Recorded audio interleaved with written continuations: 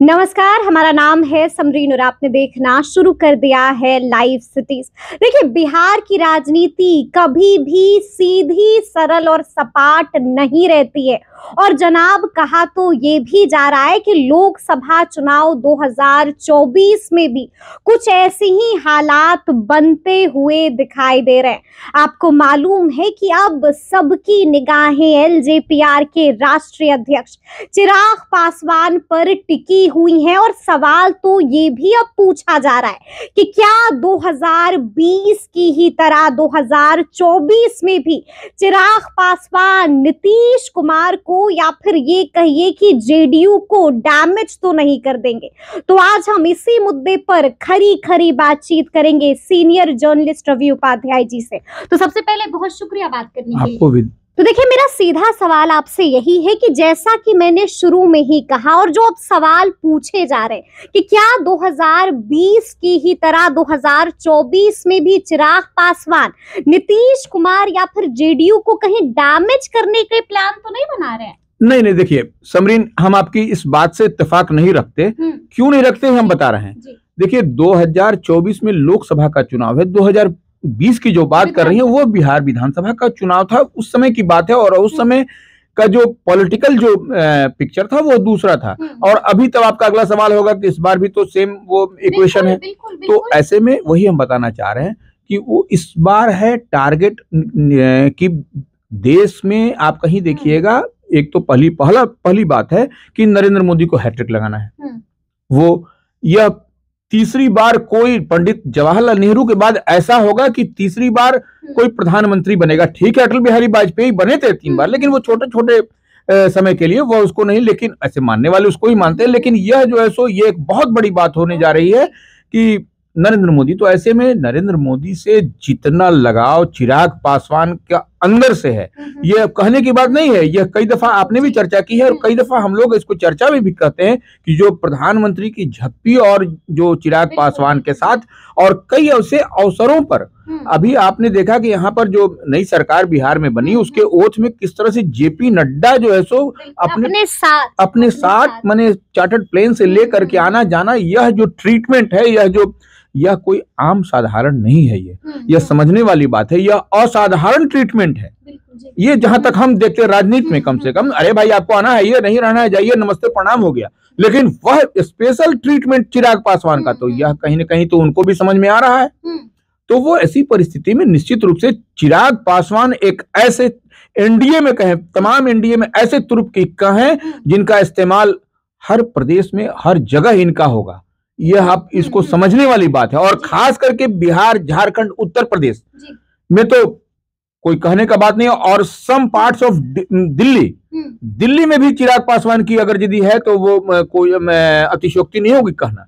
तो वो इस्तेमाल करने वाले ऐसे वो चीज है, ऐसी चिड़िया है जो जहां बैठेंगे वो हरा भरा हो जाएगा, वो गुलजार हो जाएगा। मतलब ऐसी चिड़िया है कि जहां पर बैठेंगे वो गुलजार हो जाएगा, हरा भरा हो जाएगा।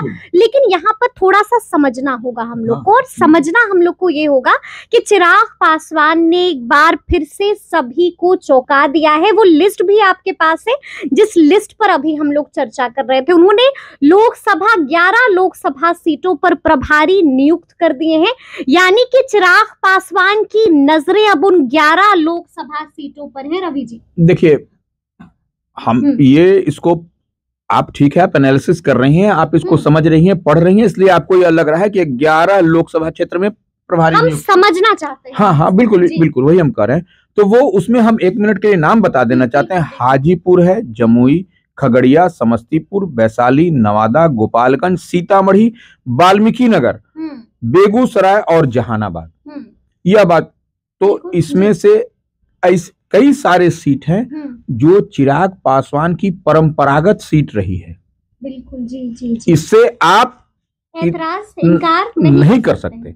यह हम बताना चाह रहे हैं, यह परंपरागत सीट है। अब आप कहिएगा कि उनकी परंपरागत सीट 6 है तो 11 कैसे हो गई? बिल्कुल। तो ये 1 मिनट इसको ऐसे भी समझा जा सकता है। यह जो 4 या 5 जो सीट है, वह सीट पर वह कहीं ना कहीं एनडीए की मजबूती के लिए ही वह काम कर रहे हैं। अच्छा। निश्चित रूप से वह उसमें एनडीए के जो तो निश्चित रूप से एनडीए के घटक दल हैं, तो इनकी यह भी नैतिक जिम्मेवारी बनती है और पॉलिटिकली भी इनकी जिम्मेवारी बनती है कि वो संगठन को मजबूत बनाए, एनडीए को मजबूत बनाए, सो दैट कि नरेंद्र मोदी का हाथ मजबूत हो। और बिहार में जो हम लोग 40 की 40 और जो नरेंद्र मोदी ने कहा है कि भारतीय जनता पार्टी अपने बलबूते 370 लाएगी।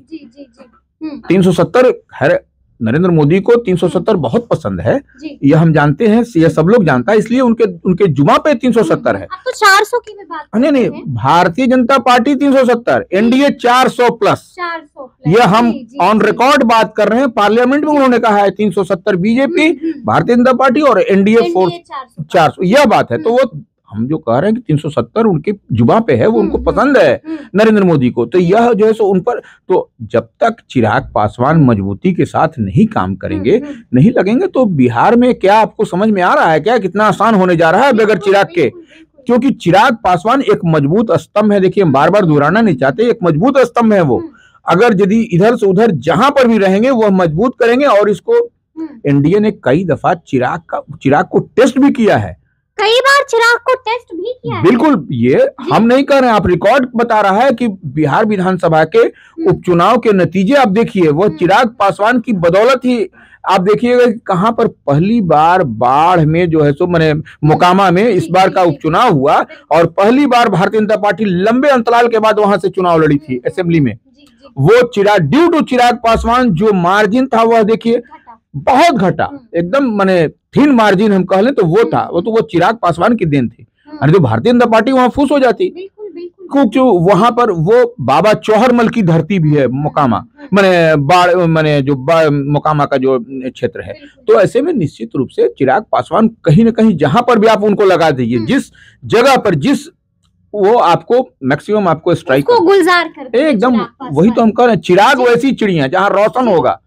हाँ, वो तो चिराग का नाम ही है रोशन। बिल्कुल चिराग का नाम ही है रोशन। हाँ, तो वो उसमें कहीं कोई दो मत है क्या? ठीक है। लेकिन रवि जी, हम ये भी जानना चाहेंगे कि पॉलिटिकल कॉरिडोर्स में भी कई तरह की चर्चाएं हो रही हैं और दिल्ली से भी कई तरह की खबर आ रही है। कहा तो ये भी जा रहा है कि इस बार जो मुलाकात हुई है सीएम नीतीश की पीएम मोदी से, तो वहां पर सीएम नीतीश ने चिराग के नाम पर हामी भर दी है, यानी कि टिक लगा दिया है। देखिए, क्या खबर है अंदर से, क्या खबर? देखिए, अंदर की खबर तो अब नरेंद्र मोदी के साथ जो है सो नीतीश कुमार बैठे हुए थे, तो दो ही आदमी एक दूसरे की बात को समझ और पढ़ पा रहा था होगा, ठीक है। अब वहां एक तीसरा आदमी था, वो तीसरा आदमी फोटोग्राफर था जी। जो फोटोग्राफ जो पीएमओ के यहाँ से जो रिलीज हुआ या जो नीतीश कुमार की तरफ से भेजा गया या जो भी, तो वो तीसरा आदमी वही था। तीसरा आदमी बता सकता है, लेकिन जो टिक लगने की बात है वो होना भी चाहिए। नहीं होने से तो कहीं ना कहीं असहजता बढ़ेगी और जो एनडीए की मजबूती की बात है तो वह नहीं होगी। और निश्चित रूप से चिराग पासवान तो जरूरत है बिहार में, बिहार एनडीए की जरूरत है चिराग पासवान। इस बात को कोई 4 लाइन में लिख के समझ ले, हम जरूरत है चिराग, बिल्कुल जरूरत है चिराग पासवान माइनस चिराग पासवान। आप देखिए कि एनडीए में कौन ऐसा जो है कि मैंने अपने बलबूते वोट ट्रांसफर कैपेसिटी रखता है। आप किसी भी घटक दल की बात कर लीजिए, किसी भी घटक दल की, जो आप जो है सो जदयू में क्या वो स्थिति है क्या कि वोट ट्रांसफर करा देगा? नहीं करा सकता है, नहीं करा सकता, बिल्कुल नहीं करा सकता। भाजपा का वोट ट्रांसफर हो जाएगा जदयू में, लेकिन जो जदयू में वो वोटिंग ट्रांसफर कैपेसिटी नहीं है, इस बात को कोई नोट करके लिख ले। लेकिन चिराग पासवान में है वो कैपेसिटी है, वो चिराग पासवान में वो कराते रहे हैं। हम क्या बोल रहे हैं, अभी आप रिकॉर्ड उठा के देख लीजिए ना, ठीक है। हो सकता है कोई हमारी बात से इत्तेफाक रखे न रखे, वो अलग चीज है, अलग विषय है, बट चिराग में वो कैपेसिटी है और उन्होंने दिखाया है कि वो रात के समय में भी जाते हैं तो वह लोगों का हुजूम दूर दराज के रिमोट से रिमोट एरिया में वो आपको दिखाई पड़ता है। यह हमने तस्वीर तो झूठ नहीं बोलती, आप तस्वीर देख करके उठा करके चिराग का देख लीजिए कि क्या चिराग का वो ग्राफ है वहां पे गाँव गंवई में, और वो उनके साथ माने सेल्फी लेने के लिए, फोटो लेने के लिए, खड़ा होने के लिए लोग मारामारी करते हैं। तो यह तो चिराग है, चिराग और चिराग माइनस।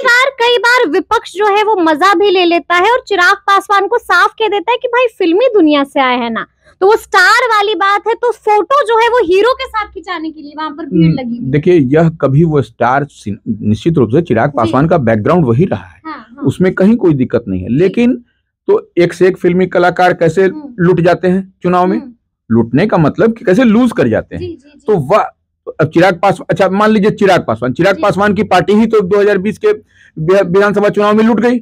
अगर यदि इतना बड़ा सीनियर स्टार रहते तब तो वो तो सारे सीट पर जितने पर लड़वाए थे सब पर वो उनका कैंडिडेट, लेकिन डैमेज कर दिया था। अरे डैमेज करना वो तो एक रणनीति का पार्ट एंड पार्सल है। वो जिस लिहाज से वो मैदान में उतरे थे तो वो मंसूबा तो पूरा हो गया था। हाँ, उस समय मंसूबा पूरा हो गया था। लेकिन वो एक ही उनका एमएलए जीत करके आया, वो भी जदयू में चला गया, तो वो खुंदस थी वो, तो वो उसमें कहाँ दिक्कत है। वो सब देखिए पॉलिटिक्स में यह सब चलता रहता है, थोड़ा सा उतार थोड़ा चढ़ाव, थोड़ा सा देखिए कुर्ता पैजामा वही होता है, बंडी थोड़ा सा अदला बदली होता है। यह तो एकदम क्लियर कट है, इसमें कहाँ दिक्कत। मतलब आप ये कह रहे हैं कि एनडीए की जरूरत भी है और एनडीए की मजबूरी भी है चिराग पासवान?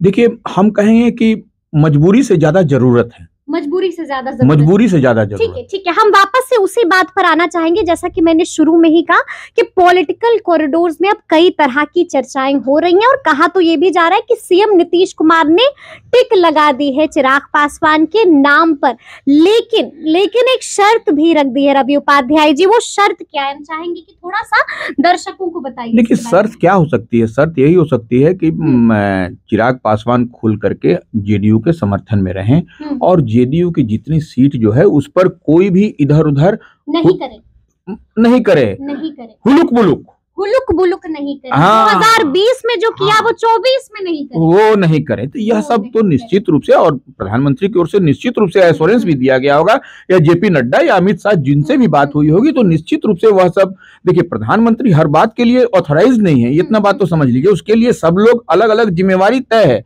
अगर एक ही आदमी के मत्थे सब रहे तब तो वो दिमागी रूप से गड़बड़ा जाएगा। तो वो निश्चित रूप से हमारी समझ से वो अमित शाह के पास गया होगा, वो अमित शाह से भी उनकी बात, नड्डा जी से बात हुई, तो वह निश्चित रूप से वह बात जितनी बात चल छन करके आ रही है कि यह सब जो जेडीयू को कहीं न कहीं यह भय सता रहा होगा, डर है जेडीयू को, चिराग का डर है। देखिए निश्चित रूप से डर माने कि कहीं फिर से वो नौबत ना पहुंचा दे। लेकिन इस बार ऐसा नहीं होगा क्योंकि 2024 है ये, नरेंद्र मोदी को जिताना है, इसलिए तीसरी बार प्रधानमंत्री बनना है, तीसरी बार प्रधानमंत्री, और इतिहास रचना होगा, इतिहास रचना है। यह बात एक बार लगातार 3 बार प्राइम मिनिस्टर होना, ये सब लोग 2 बार रहे, नरेंद्र मोदी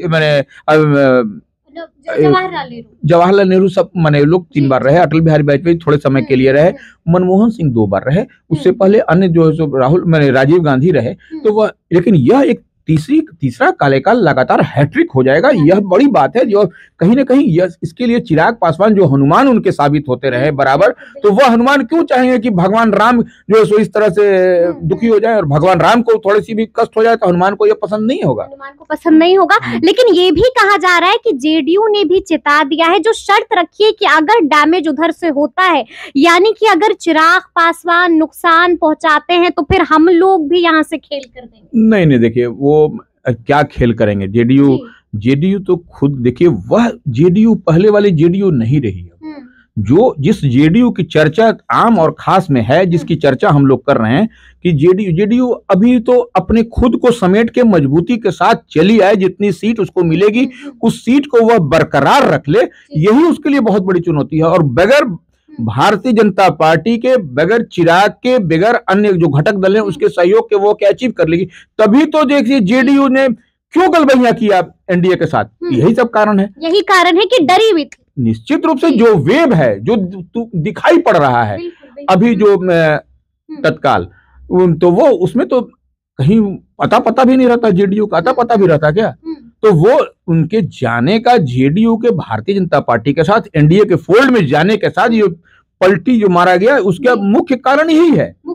बिल्कुल लोकसभा चुनाव में अपनी सिटिंग सीट को बिल्कुल हाँ ठीक है। तो थोड़ा सा अब हम एनसीपी पर भी जाएंगे। खबरें आपने भी देखी होंगी कि अभी चुनाव आयोग का बड़ा फैसला आ गया है। जो एनसीपी के 2 गुट बटे थे, एक अजीत पवार का गुट और एक शरद पवार का गुट, चुनाव आयोग ने साफ साफ कह दिया है कि अजीत पवार वाला ही गुट असल में एनसीपी है।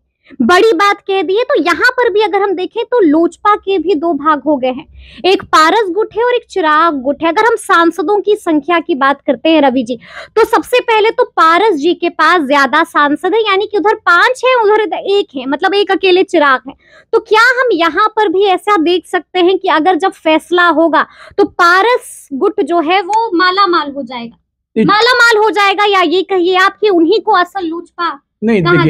देखिए वहां पे कुछ अलग पेच था, वो एग्जैक्टली यहाँ पर नहीं है। ठीक है, वो सांसद की बात जो हो रही है कि उनके पास में ज्यादा सांसद है, हाँ 4 सांसद हैं या 5 सांसद हैं, यह जो है तो वह अलग विषय है। लेकिन अन्य जो संगठन का जो ये लोग चुनाव आयोग में दोनों दल से की ओर से, ये लोग तो पहले से पशुपति कुमार पारस की जो पार्टी है राष्ट्रीय लोक जनशक्ति पार्टी, वो और इनकी रामविलास चिराग पासवान की पार्टी, इन लोगों ने एक एलजेपीआर है और एक आरएल। हाँ बिल्कुल बिल्कुल। तो ये इन लोगों ने दिया है कि कौन जो संगठन के जो लंबे समय से जब संगठन खड़ा हुआ था उस समय से कितने लोग संगठन के पुराने कर्ता धर्ता किनके साथ में हैं। तो ऐसे में चिराग पासवान की पार्टी के पास जो पार्टी के जो मूल शुरू से जब से पार्टी अंकुरित हुई थी उस समय से लेकर के अभी तक मैक्सिमम लोग हैं वो पार्टी फोल्ड में।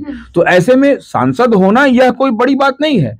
आप सांसद तो कभी भी बन सकता है, बिगड़ सकता है, लेकिन पार्टी के जो अंकुरित जब छोटा जब से पार्टी बनी उसके बाद से तमाम लोग जो है सो इसमें थे, चिराग पासवान के साथ में आए हैं। तो इसलिए यह जो है सो चुनाव आयोग में वह दिया हुआ था।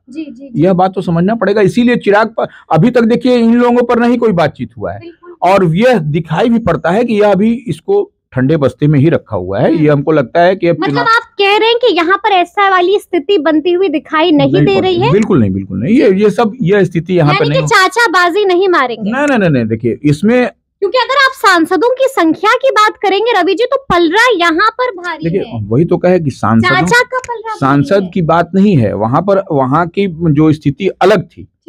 महाराष्ट्र की जो आप चर्चा कर रही हैं एनसीपी की, वहां पर 2 धड़ा हुआ था, वो अलग विषय था। यहाँ पर हम क्या बताएं कि पार्टी के जो फाउंडर हैं वैसे कई लोग जो है सो चिराग पासवान के साथ हैं। तो यह वही चुनाव आयोग के पास दिया हुआ है। तो वह और रामविलास पासवान की पार्टी है, यह सब लोग जानता है। तो यह इसमें कहाँ दिक्कत है? इसमें कहीं कोई दिक्कत नहीं है। और कि विरासत तो पुत्र को ही मिलती है। नहीं, ये बात तो पारस जी ने भी कहा है अपने इंटरव्यू में कि आप जब विरासत की बात करते हैं तो हो सकता है कि प्रॉपर्टी पर आप उनका हक, बेटे का हक होता है, लेकिन अगर राजनीतिक विरासत की बात होती है तो उसमें हक नहीं होता है। देखिए वो उस बात को दूसरी तरह से ट्विस्ट करके समझने की है कि आप प्रॉपर्टी पर बात कर रहे हैं कि विरासत बेटा का होता है, और पॉलिटिकल विरासत व्हाई नॉट, क्यों नहीं होगा? यह बात तो समझने वाला होगा। जब आप पिता का धन और जमीन जायदाद सब बेटा का होगा, है ना, यही ना कह रहे हैं जी, उत्तराधिकारी की लड़ाई है। हाँ नहीं वही कर रहे हैं। और इस पर पॉलिटिकल जो है सो जब बारिश की बात होगी तो वो बोल रहे हैं कि नहीं होगा, वो क्योंकि ज्यादा सांसद भी उनके पास हैं। ये सांसद, देखिए सांसद की बात है तो वो तो देखिए वेट एंड वॉच की स्थिति में रहिए। हाँ, आप इस स्थिति में रहिए। सांसद जहां तक बात है, वो सांसद कैसे कौन सांसद किसके पास जा रहे हैं, किसी से छिपा हुआ है क्या? यही महबूब अली कैसर एक दिन पहले जो है सो पशुपति पारस के साथ जाकर के मिलते हैं। बिल्कुल तस्वीरें भी आई हैं ट्विटर पर, और उससे पहले चिराग पासवान के पास। तो यह सब देखिए कहाँ पे स्कोर ऊपर नीचे हो जाए, वो उस पर कहीं कोई चुनाव आयोग भी उस पर नजर रखे हुए है। चुनाव आयोग के पास भी जानकारी है, ऐसी बात नहीं है। और यह कोई देखिए अपने सुविधा के अनुसार से किसी बात को हम यदि ऊपर नीचे करें कि नहीं ये वारिस फलना होता है, हम ये होते हैं, तो ऐसे नहीं चलता है ना। उसको चीज तो समझ, मतलब कि वेट एंड वॉच वाली स्थिति है। ठीक है, एक आखिरी सवाल रवि जी कि चिराग पासवान के पास क्या कुछ विकल्प है? पहला सवाल तो ये आपसे, और दूसरा सवाल लगे हाथ आपसे ये भी है कि क्या लगता है आपको कि क्या चिराग पासवान एनडीए के साथ रहते हैं तो ज्यादा फायदे में रहेंगे, या फिर तेजस्वी यादव के साथ आते हैं तो ज्यादा फायदे में रहेंगे? देखिए एक चीज को ऐसे समझिए जी, एक मयान में 2 तलवार नहीं होती। ठीक है, तो अब आप पूछिएगा 2 तलवार कैसे? तेजस्वी और चिराग दोनों युवा हैं, दोनों मुख्यमंत्री बनना चाहते हैं। तो ऐसे में कैसे हो पाएगा? ये दोनों ठीक है, दोनों में बहुत अच्छा पारिवारिक संबंध है, दोनों में बहुत अच्छा माने अंडरस्टैंडिंग है, यह बात भी ठीक है। लेकिन वह अलग विषय है। जब राजनीति के मैदान में आइएगा तो भाई भाई से रेवलरी हो जाती है, तो ये यहाँ पर नहीं हो पाएगा, ये संभव ही नहीं है। इसलिए एनडीए उनके लिए माकूल है। और हमको एक बात दावे के साथ ठोक करके हम आज बता रहे हैं समरीन, कोई भी अगर यदि जानकार व्यक्ति होगा वह बताएगा आपको। जब रामविलास पासवान जीवित थे तब एक बात उन्होंने कहा था, और कि देखिए जो पहली बार जब एनडीए के साथ में जो है सो चिराग पासवान की पार्टी लोक जनशक्ति पार्टी का अलायंस हुआ था, कि देखिए चिराग पासवान की ओर इशारा करते हुए कि देखिए ये नए बच्चे हैं, नए ये लोग हैं, ये लोगों की जो है सो इन लोगों के कारण ही जो है सो एनडीए के साथ में हमारा अलायंस हो रहा है। और इन्हीं चिराग पासवान ने ही कहा था कि जो है सो एनडीए के साथ अलायंस करिए, तो जो है सो एनडीए के साथ अलायंस हुआ है। अब देखिए नए बच्चे हैं, नए बात है, ये लोग का विजन क्या है, कितना बढ़िया है। और जब जीत करके आए तो देखिए मैंने एक तरह से कहा गया कि चिराग पासवान की बदौलत ही देखिए अलायंस हुआ, तो यह बात तो एकदम इसमें कहाँ दिक्कत है कि यह हम बताना चाह रहे हैं लोगों को कि चिराग पासवान एनडीए में ही उनके लिए बेहतर है। इधर आना, पाला बदलना या कहीं जाना, ये सब सोचना भी गुनाह होगा, और ये पूरा जो वो होगा ये नुकसान वाला सौदा होगा। वो जान रहे हैं ना कि कहां पर हम स्टैंड करेंगे। मान लीजिए जैसे हमने शुरू में कहा, एक म्यान में दो तलवार नहीं होता, तो वो फ्यूचर है, वो उनकी ओर लोग आशा भरी निगाह से देख रहे हैं। वो चाहते हैं, लोग चाहते हैं कि नहीं चिराग पासवान कल के बिहार के मुख्यमंत्री हैं, वो हैं उनमें, तो वो सब सारी क्वालिटी जब एक साथ उनमें है तो ये सवाल कहाँ बनता है? तो सुना आपने क्या कुछ बताया है रवि उपाध्याय जी ने। देखिए हम लोगों ने तफसील से चर्चा की है कि क्या वाकई में चिराग पासवान 2020 वाले फॉर्मूले पर काम तो नहीं करेंगे। तो हमने भी आपको बताया है कि परिस्थितियां क्या हैं, डॉट से डॉट कहाँ मिल रहे, यानी कि तफसील से हम लोगों ने इस बात पर चर्चा भी की है। तो ये पूरी बातचीत आपको कैसी लगी है कमेंट करके हमें जरूर बताइएगा। तो इस तरह के तमाम अपडेट्स के लिए ऐसे ही हमारे साथ बने रहिएगा और देखते रहिएगा लाइव सिटीज। बहुत शुक्रिया।